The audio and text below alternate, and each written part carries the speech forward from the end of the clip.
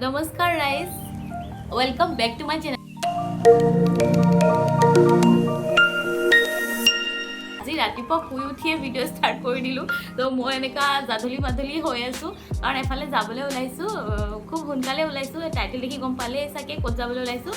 আৰু আজি এটা স্পেচিয়েল অকেজনো আছে অকেজনটো নকওঁ বাৰু এতিয়া ভিডিঅ'টো শেষলৈকে চাব আমি তাত গৈ কি কৰিলোঁ কোনফালে যাওঁ এতিয়া পটাপট ৰেডি হওঁ আৰু ৰেডি হৈ আপোনালোকক লগ পাইছোঁ মইতো বাৰু ৰেডি হৈ গ'লোঁ বাকী ৰাইজৰ কি খবৰ চাই আহোঁ ৰাইজে এতিয়া উঠি চাহ খাইছেহে এইফালে এগৰাকী ৰেডি হৈছে আমি এইটো যামগৈ মৰ্নিং 3টাতে উঠি ইয়ামিনে খানাও বনাই লৈছে ৰাস্তাটো যিহেতু অলপ দূৰ যাওঁতে খাই গৈ থাকিম আৰু ল'ৰালৈকে চবে ওলাই ৰেডি হৈ এইবোৰ কৰোঁতে আমাৰ 6টামান বাজিয়ে গ'ল অলমষ্ট 6টামান বজাত আমি গাড়ীত বহিলোঁ আৰু যাবলৈ বোকাখাট পাৰ হৈ যাম যেতিয়া কলপাতত দিয়া পুৰি খাবলৈতো ৰখিবই লাগিব অকণমান হ'লেও টেষ্ট কৰিবই লাগিব যদি ৰাতিপুৱাই তেল পুৰি খুৱাই লৈছোঁ সদায় নাপালে আমি কেতিয়াবা এদিনহে ফুৰিবলৈ আহোঁ অলপ আগত কৈছিলোঁ অকেজন এটা আছিলে অকেজনটো আছিলে বাৰ্থডে তো আমি ৰখি গ'লোঁ ৰাস্তাত বাৰ্থডে চেলিব্ৰেট কৰিবলৈ গাড়ী এনেকৈ বেক চাইডে অলপ ডেক'ৰেশ্যন কৰি বাৰ্থডে বয়ক ছাৰপ্ৰাইজ দি দিলোঁ আৰু কেক এটা দি তাতে কেক চেক কাটি মানে তেতিয়া কাজিৰঙা পাইছিলোঁ আমি কাজিৰঙাতে ছাইডত ৰখিলোঁ ৰাস্তাৰ কিনাৰত বেছি দেৰি তাত ৰখিব নিদিয়ে গতিকে তাতে কেক কাটিলোঁ কেক কাটি আকৌ আমাৰ জাৰ্ণি ষ্টাৰ্ট কৰিলোঁ কণী মাৰিছে বাইদেউকেইজনী আমাৰ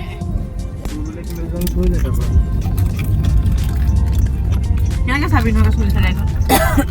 দে এটা দে এটা দিব এটাই দিছা এনেকৈ দৰকাৰী অদৰকাৰী কথা পাতি কিবা কিবি খাই আমি পাই গ'লোহি তেজপুৰ ৰাস্তাৰ ডাইৰেকশ্যনটো ধ্যান দি শুনি ল'ব দেই ৰাইজ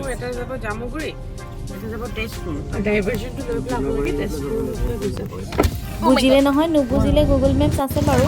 আৰু তাৰপিছত তেজপুৰ পাই আমাৰ আকৌ ভোক লাগিলে ঘৰৰ পৰা খানাখিনি খাবলৈ আমি ৰখি গ'লোঁ ৰাস্তাত আকৌ ৰাস্তাৰ কিনাৰতে মানে মানুহৰ ঘৰ আছে সেইডোখৰতে আমি ৰখি গৈছোঁ চোৱা নাই আৰু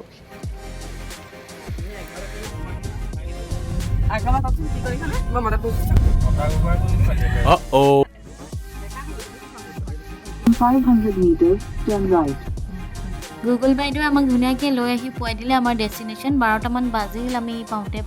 এইখন হৈছে ৰিজৰ্টৰ মেইন গেট তাত সোমাই গৈ ডাঙৰ স্পেচ আছে পাৰ্কিঙৰ কাৰণে আৰু আমি গাড়ী পাৰ্ক কৰি চিধা সোমাই গৈ আছোঁ ৰিজৰ্টৰ এণ্ট্ৰি ৰাস্তাটোত ঢেৰ তামোল গছ আৰু বাগান এখন আছিল সৰু আৰু আমি গৈ আছোঁ লাহে লাহে টিকেট কাউণ্টাৰ এতিয়ালৈকে পোৱা নাই এইখন যিহেতু ভিলেজ ৰিজৰ্ট সেইকাৰণে গাঁও ফিল এটা আহিয়ে গৈছে তাৰপৰা সোমাই গৈ আমি পালোঁ টিকেট কাউণ্টাৰ তাতে এইখিনি টিকেটৰ চাৰ্জেছ লিখা আছিলে আৰু ভাইটি এজন আছিলে বৰ ধুনীয়াকৈ বুজাই দিলে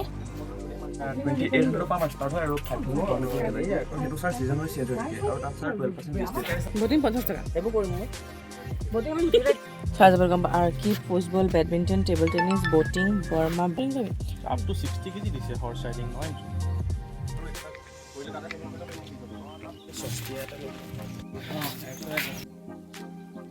ৰিজৰ্টখন সঁচাই বহুত ধুনীয়া গ্ৰীনেৰীৰ মাজত আছে পুৰা চাৰিওফালে গছ গছনিৰে ভৰা একদম ইয়াত ষ্টে' কৰাৰো সুবিধা আছে যদি কোনোবাই ষ্টে' কৰিম বুলি ভাবে ষ্টে' কৰিব পাৰে নহ'লে দিনটো বোলে টাইম স্পেণ্ড কৰোঁ বুলিলেও আহিব পাৰে ফাৰ্ষ্টত সোমাই আমি পালোঁ এক্টিভিটি এৰিয়া আৰু তাৰ পৰা অলপ আগলৈ গৈ আছিল যোনখিনি ইন হাউচ গেষ্ট আছে তেওঁলোকৰ কটেজখিনি কিন্তু ইমান ধুনীয়াকৈ তেওঁলোকে মেইনটেইন কৰিছে যাতে কাৰো ডিষ্টাৰ্বেঞ্চ নহয় আৰু তাতকৈ আগত গৈ পালোঁ ৰেষ্টুৰেণ্ট এখন সৰু ৰেষ্টুৰেণ্ট এখন আছিলে তাত মানে স্নেক্স আইটেমছ কিবাকিবি আছিলে ফুৰোঁতে গৈ পালোঁ আমি ছাইডৰ নদীখনত পানী কম আছিল তাক দেখি আমি নামি গ'লোঁ নামি অলপ ফটোশ্বুট কৰি ল'লোঁ আৰু খেল ধেমালি আৰু আকৌ ৰিটাৰ্ণ হৈ পালোঁহি পাৰ্কত এয়া আমাৰ মইনাসকলে ঝুলনা ঝুলিছে আৰু তাত কিবাকিবি এক্টিভিটিজো আছিল আৰু আউটডোৰ ইনডোৰ গেমো আছিল কিন্তু আমিও এনজয় কৰিলোঁ অলপ সেইখিনি এপাক উঠি দেখাই দে দেন আহি গ'লোঁ আমি মেইন এক্টিভিটি কৰা এৰিয়ালৈ আমাৰ জিপলাইন কৰিবলৈ এইটো জেগাতে ফাটি গৈছে জিপলাইন কৰিবলৈ কাৰণে বেল্ট বান্ধি আছে ধুনীয়াকৈ তেওঁলোকে ফুল প্ৰটেকশ্যন একদম লগাই দিয়ে মানুহ তাত থাকেই এনি টাইম ফাৰ্ষ্টত এজন গ'ল আৰু বাকীকেইজনৰ অলপ ভয় লাগিল কিন্তু মই বোলো অকণমান সাহস কৰি চাওঁ বুলি জঁপিয়াই দিলোঁ আৰু ইটো ছাইডত ধুনীয়াকৈ কেটচ কৰি লৈ ইমান ভয় কৰিবলগীয়া একো নাছিল এতিয়া আমি কি কৰিম ইয়াছমিন ভয় নকৰিবি হা পেডেল মাৰিব লাগিব কিন্তু আকাশত চলোৱা চাইকেলখন অকণমান ভয় লাগিলে, আগত গৈ ৰখি গ'লগৈ, পেডেল মাৰিছোঁ, নগৈছে। তথাপি যেনে তেনে গৈ মই পাৰ পালোগৈ।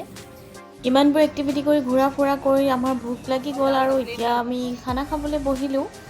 মেনুত ইণ্ডিয়ান, চাইনিজ আৰু অসমীয়া থলুৱা খাদ্যও আছিল। ফাৰ্ষ্টত আমি খাই লওঁ, তাৰপিছত আপোনালোকক জনাই আছোঁ কেনেকুৱা লাগিলে খানাটো।